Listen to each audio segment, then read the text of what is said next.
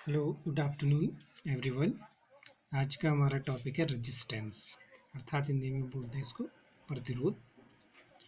तो आपने ओम्स के लॉ में देखा V equal to I into are.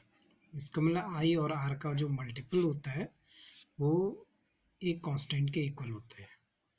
तो इससे आप क्या समझ रहे हैं, यदि आई क्या होगा, इंक्रीज होगा तो आर की वैल्यू डिक्रीज होगी, और आई डिक्रीज होगा तो आर की वैल्यू इंक्रीज होगी।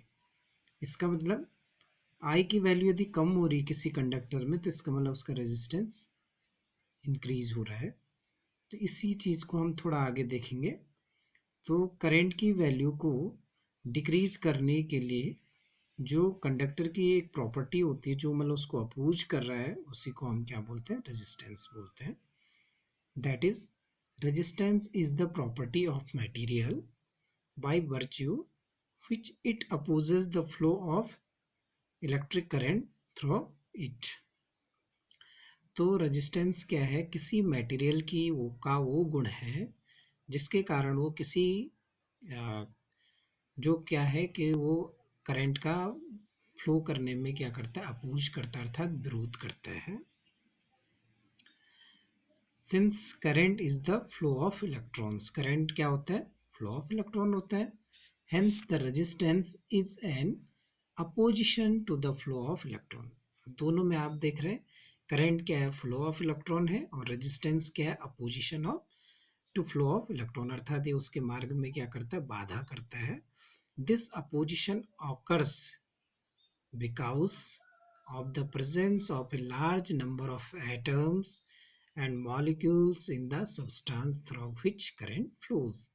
तो ये जो अपोजिशन होता है वो इसके कारण होता है क्योंकि क्या होता है कि कोई भी आप मटेरियल जानते हैं उसमें लार्ज नंबर ऑफ मॉलिक्यूल्स होते हैं, और ये मॉलिक्यूल्स ही उसके करंट फ्लो में क्या करते हैं, अपोज करते हैं।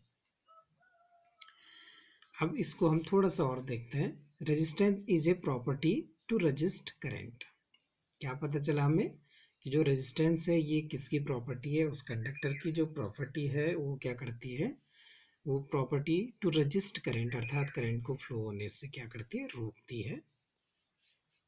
Are equal to V upon I, ठीक है। तो V का यूनिट क्या होता है, वोल्ट, और I का यूनिट क्या होता है, एम्पियर। इट मीन्स वोल्ट पर एम्पियर, या इसको ओम आपने कल भी देखा। इफ I इक्वल टू 1, यदि क्या करेंगे हम यूनिट करंट की बात करते हैं, then V equal to R. It means क्या है, यदि करंट किसी सर्किट में 1 एम्पियर की करंट फ्लो हो रही है तो जो उसका पोटेंशियल डिफरेंस होगा वही उसका क्या होता है, रेजिस्टेंस होता है। If we increase potential difference then R will be more, क्योंकि ये इक्वल है। और यदि हम पोटेंशियल डिफरेंस को डिक्रीज करेंगे तो आर क्या होगा, उसका कम होता है। अब हमें इसको किसी सर्किट में कैसे शो करते हैं रेजिस्टेंस को, तो ये रेजिस्टेंस का सिंबल होता है, जिगजैग मोशन होता है, अर्थात ये क्या कर रहा है कि उसमें अपोज कर रहा है किसमें, जैसे आप सीधे सीधे नहीं चल पा रहे, करंट भी क्या है, सीधे सीधे नहीं चल पाते, इसलिए करंट की उसमें क्या करता है, अपोज करता है। अब देखिए रेजिस्टेंस किन किन चीज़ों पे डिपेंड करता है कि क्यों रुकावट हो रही। सबसे पहले लेंथ पे, तो लेंथ के क्या होता है, प्रोपोर्शनल होता है।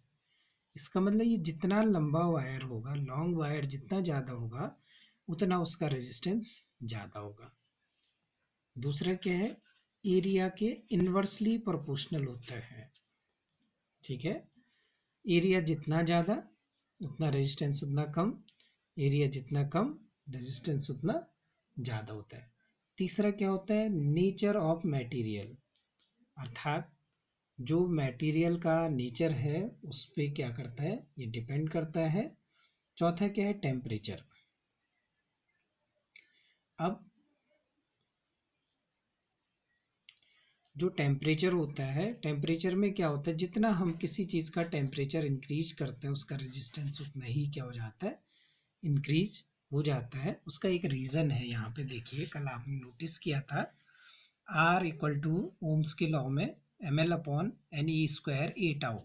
यहाँ पे ये आया था v upon I equal to M L upon N E square, ये टाउ आया था, और इसको हमने क्या रखा था आर।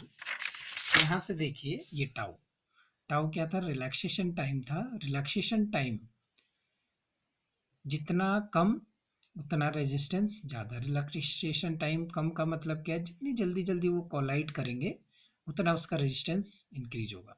अब जैसे जैसे हम टेम्परेचर इंक्रीज करेंगे तो जो उसका मॉलिक्यूलर जो डिस्टेंस होता है वो कम हो जाता है दो मॉलिक्यूल्स के बीच में, क्योंकि वो क्या करते हैं, वाइब्रेशन बढ़ जाते हैं।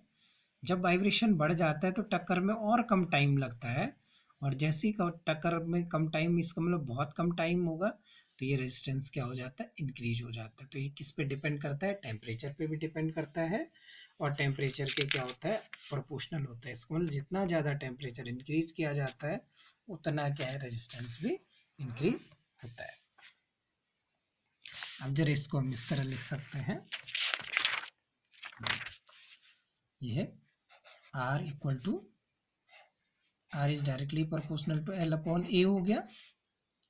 तो R इक्वल टू, ये कांस्टेंट ले आते हैं, इंटू L अपॉन A, और इसको बोलते हैं resistivity.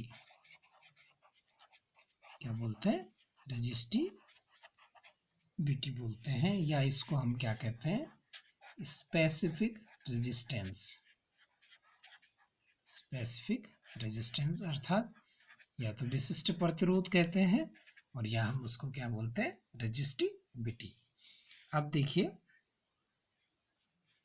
Row equal to R into A by,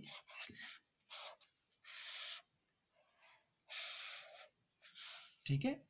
अब देखिए इसका यूनिट देखते हैं, R का क्या होता है ओम, ए का क्या होता है मीटर स्क्वायर, और ये क्या है मीटर, मीटर से मीटर कैंसिल, तो ये क्या हो गया ओम इंटू मीटर, ठीक है। अब इसकी सपोज हमें डेफिनेशन निकालनी है कि स्पेसिफिक रेजिस्टेंस होता क्या है। तो स्पेसिफिक रेजिस्टेंस देखिए, यहाँ पे देखा rho equal to R into A by L. यदि हम उस कंडक्टर की लेंथ कितना कर दें, 1 कर दें, और उसका एरिया कितना हो, 1 मीटर स्क्वायर हो, तब जो उसकी रेजिस्टिविटी होती है वो उसके रेजिस्टेंस के इक्वल हो जाती है। तो ये इसकी क्या है, डेफिनेशन है, कि यदि किसी कंडक्टर की जो लेंथ है हम कितना कर दें, 1 मीटर कर दें, और उसका एरिया कितना कर दें, 1 मीटर स्क्वायर कर दें, तो जो उसका रेजिस्टेंस होगा उसके क्या होगा, उसकी रेजिस्टिविटी के इक्वल होगा, अर्थात स्पेसिफिक रेजिस्टेंस के बराबर होगा, और इसका यूनिट क्या आता है, ओम मीटर। अब दूसरा होता है कंडक्टेंस।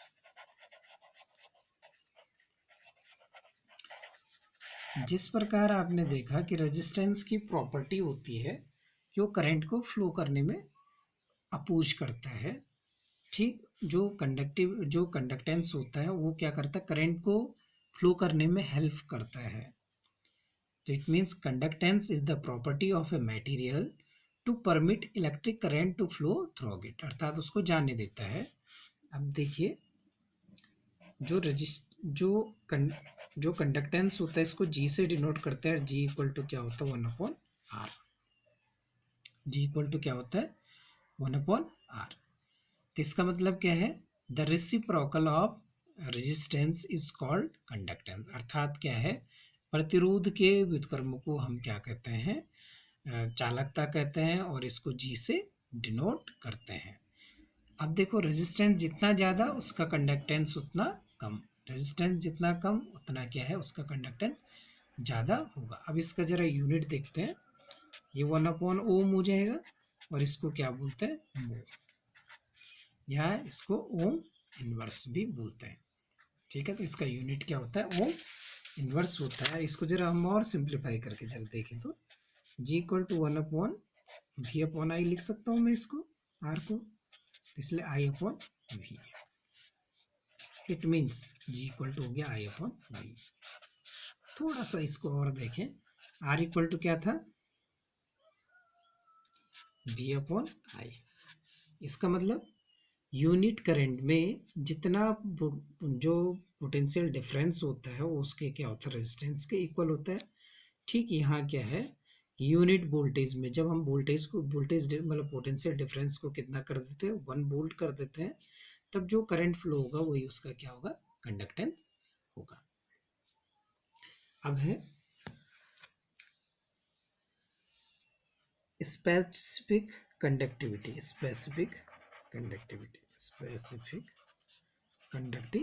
जैसे रेजिस्टेंस का क्या था, स्पेसिफिक रेजिस्टेंस था, वैसे स्पेसिफिक कंडक्टिविटी होती है, या इसको क्या बोलते हैं हम, कंडक्टेंस बोलते हैं इसको क्या बोलते हैं, ये स्पेसिफिक कंडक्टिविटी बोलते हैं इसको। तो जरा देखिए स्पेसिफिक कंडक्टिविटी क्या होती है, इसको सिग्मा से डिनोट करते हैं। तो कंडक्टेंस के इनवर्स को हम क्या कहते हैं, स्पेसिफिक कंडक्टिविटी कहते हैं। इसको किससे, सिग्मा से डिनोट करते हैं। सिग्मा इक्वल टू 1/G होता है।